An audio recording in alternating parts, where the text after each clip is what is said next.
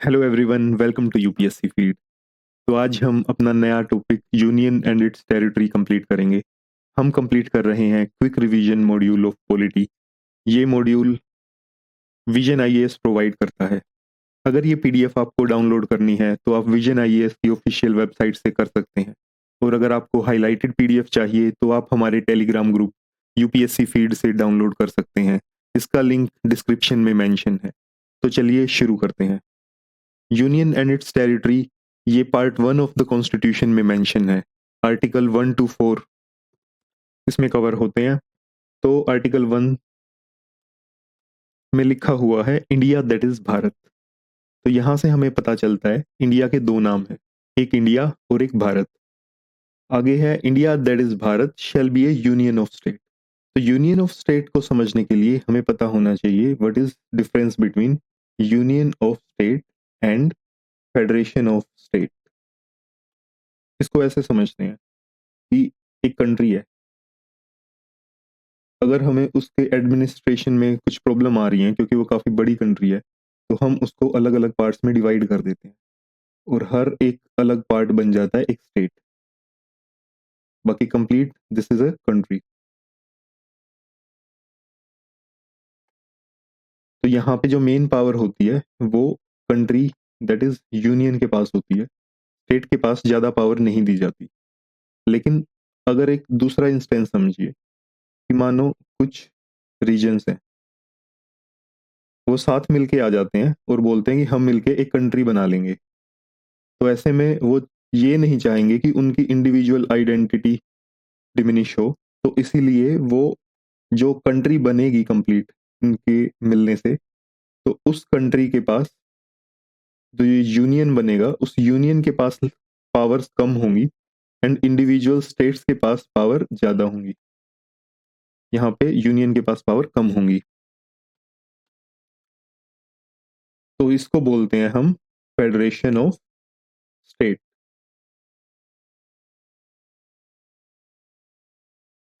और ये हमारा हो जाता है union of states.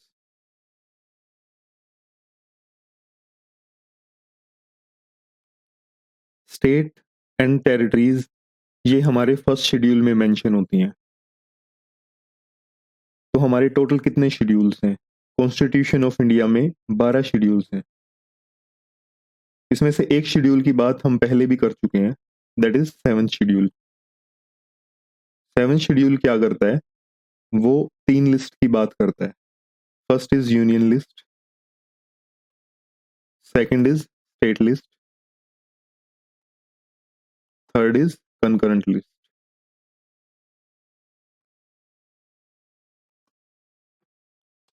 Next point है जो टेरिटरी ऑफ स्टेट है, उसमें क्या क्या आता है?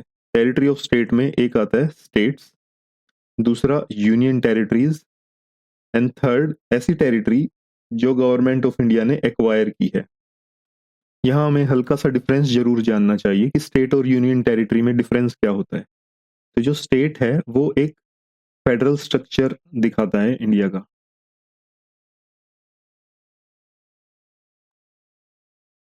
लेकिन union territory completely central government के अंडर होती है। तो ये यूनिटरी सिस्टम रिप्रेजेंट करता है।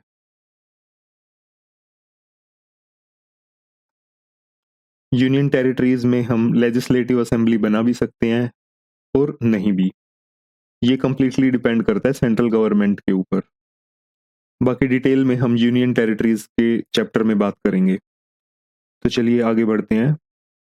That is why India is a union of state and not federation of state. I hope आपको ये चीज़ समझ में आ गई होगी जो हम ऊपर डिस्कस कर चुके हैं। जब इंडिया इंडिपेंडेंट हुआ था उस समय पे वो एक कंप्लीट एंटिटी था और हमने एडमिनिस्ट्रेटिव पर्पस के लिए उसको अलग अलग स्टेट्स में डिवाइड किया। India federation is not the result of an agreement among the states like American federation. और अगर सेकंड पार्ट देखें, यहाँ पे the state have no right to secede from the federation. State अपनी मर्जी से अलग नहीं हो सकती हैं। Next point is territory of India जो है that is a wider expression than union of India, क्योंकि यूनियन ऑफ इंडिया में सिर्फ स्टेट्स आती हैं, लेकिन टेरिटरी ऑफ इंडिया में स्टेट्स आती हैं, साथ में यूनियन टेरिटरी आती हैं, और साथ में territories that may be acquired by government of India. ये तीनों पॉइंट्स आते हैं जो कि हमने ऊपर भी मेंशन किए हुए हैं यहाँ पे, all these points. And this is the same point जो हमने अभी डिस्कस किया था कि जो स्टेट है वो एक फेडरल सिस्टम को रिप्रेजेंट करता है, जहाँ पे पावर का डिस्ट्रीब्यूशन होता है अमंग सेंटर एंड स्टेट, जबकि जो यूनियन टेरिटरी है वो डायरेक्टली एडमिनिस्टर्ड की जाती है बाय सेंट्रल गवर्नमेंट। तो चलो अभी नेक्स्ट आर्टिकल की बात करते हैं, आर्टिकल नंबर 2। एज्यूम करो कि इंडिया और पाकिस्तान के बीच में लड़ाई चल रही है और इंडिया ने लाहौर को अपने कंट्रोल में ले लिया है। तो नाउ इंडिया लाहौर को ऑफिशियली यूनियन ऑफ इंडिया में कैसे लिखेगा? तो इसका सीधा सा आंसर है आर्टिकल नंबर 2, क्योंकि अगर ऐसी सिचुएशन आती है कि जहां पे कोई region is not part of union of India and वो इंडिया का पार्ट बन जाता है, तो हम आर्टिकल 2 की हेल्प से उसको इंडिया में मिला लेते हैं। तो article 2 empowers the parliament to admit into the union of India or to establish new states on such terms and condition as it thinks fit. Coming to the article number 3, अगर with in the boundary of India कोई change हो रहा है किसी state में, तो वो changes होंगे as per the article number 3। तो difference between article number 2 and article number 3 is, article 2 बात करता है अगर हम कोई नया एरिया यूनियन ऑफ इंडिया में मिला रहे हैं। In article number 3 union of India का जो पार्ट है उसी में अगर हम कुछ चेंजेस कर रहे हैं। जस्ट एन एग्जांपल कि आंध्र प्रदेश से तेलंगाना अलग स्टेट बना, तो first point comes here is form a new state. ये बन सकता है bye separation of territory from any state, या फिर यूनाइटिंग टू और मोर स्टेट, अगर दो स्टेट आपस में मिल जाएं या फिर उनका कुछ पार्ट मिल जाए, by uniting any territory to a part of any state. Second point आता है इंक्रीज और diminish the area of any state, कि हम किसी भी स्टेट का एरिया बढ़ा सकते हैं या घटा सकते हैं। थर्ड पॉइंट है कि किसी भी स्टेट की बाउंड्री या फिर उसके नाम को हम चेंज कर सकते हैं। तो आर्टिकल नंबर 3 को इम्प्लीमेंट करने के लिए दो कंडीशंस हैं। सबसे पहले कि हमें प्रेसिडेंट की प्रायर रिकमेंडेशन होनी चाहिए ऐसा बिल प्रेजेंट करने से पहले। सेकंड थिंग इज कि रिकमेंडेशन से पहले जो प्रेसिडेंट है वो ऐसे बिल को कंसर्न स्टेट लेजिस्लेचर के पास भेजेगा और उनके व्यूज मांगेगा, लेकिन ये जो व्यूज होंगे इनको मानने के लिए यूनियन गवर्नमेंट बाउंड नहीं होगी।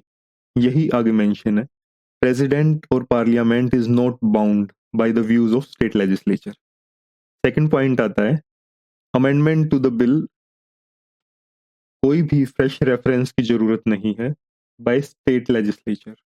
थर्ड पॉइंट आता है कि यूनियन टेरिटरी के केस में पार्लियामेंट अकेले एक्शन ले सकता है कि जो कंसर्न्ड लेजिस्लेचर होगा वहां का, यूनियन टेरिटरी का या फिर स्टेट लेजिस्लेचर का, उसकी जरूरत नहीं होगी। तो यहाँ पे हम बोल सकते हैं कि इंडिया जो है that is indestructible union of destructible state, मतलब स्टेट टूट सकती हैं, ऑल्टर हो सकती हैं, लेकिन इंडिया चेंज नहीं होगा।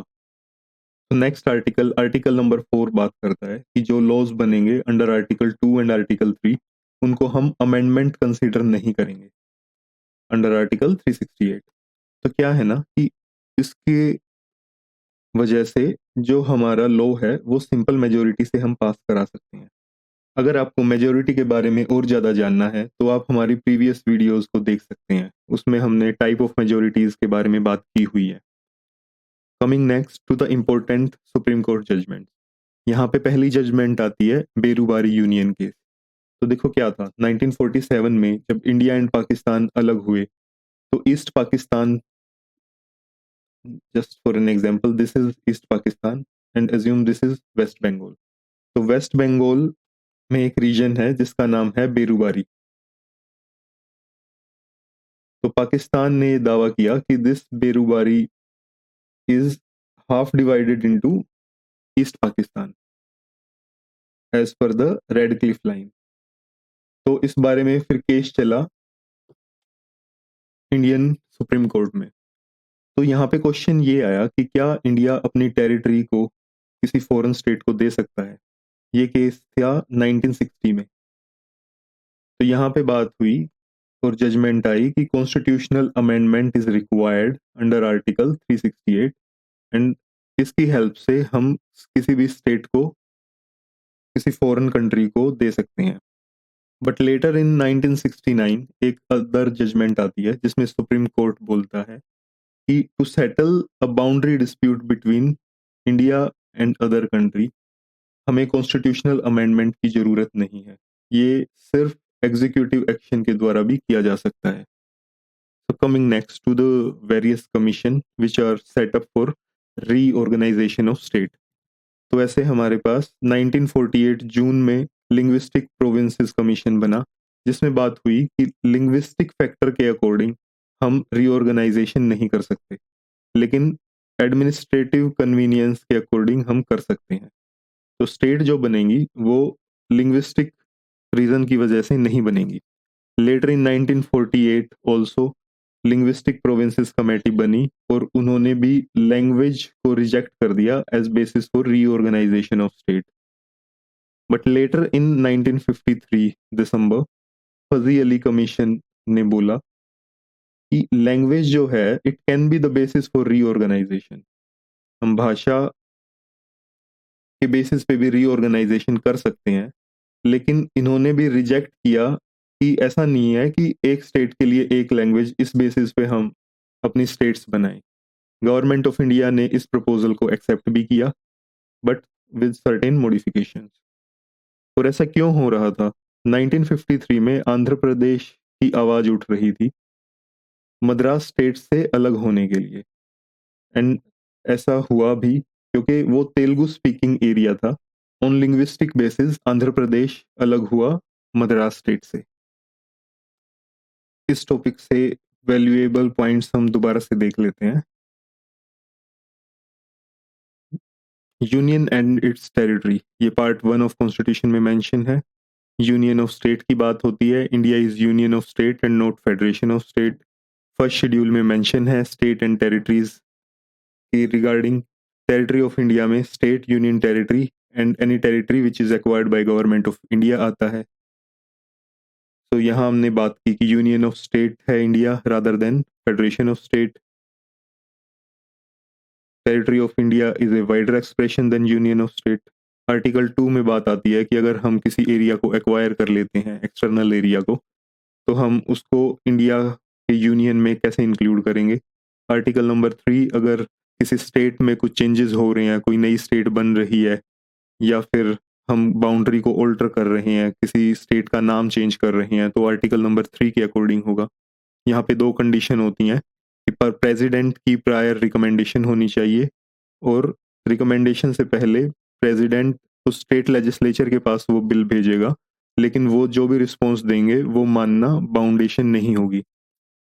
बाकी अगर हम बात करें आर्टिकल नंबर 4 की, तो ये इसको हम एज एन अमेंडमेंट कंसीडर नहीं करते। Article number 2 and article number 3 के अकॉर्डिंग जो लॉज बनते हैं और उनको हम सिंपल मेजोरिटी के अकॉर्डिंग पास कर सकते हैं। नेक्स्ट, सुप्रीम कोर्ट जजमेंट हमारे पास बेरुबारी यूनियन केस आता है जहां पे बात हुई कि कॉन्स्टिट्यूशनल अमेंडमेंट रिक्वायर्ड है under article 368 for ceding any territory to foreign state, but in 1969 supreme court ने बोला कि that is not required, that can be done only by executive action. और अगर हम कमेटी की बात करें तो 3 कमेटीज की बात करते हैं। 2 in 1948 linguistic provinces commission and linguistic provinces committee, जिन दोनों ने लैंग्वेज को रिजेक्ट कर दिया for the basis of reorganisation of state. But in 1953 Fazl Ali commission ने एक्सेप्ट किया लैंग्वेज को for reorganisation and Andhra Pradesh हमारा फर्स्ट स्टेट बना जो कि लिंग्विस्टिक स्टेट था। Guys please do like, share, subscribe the channel and your valuable feedbacks are also welcome. Thank you.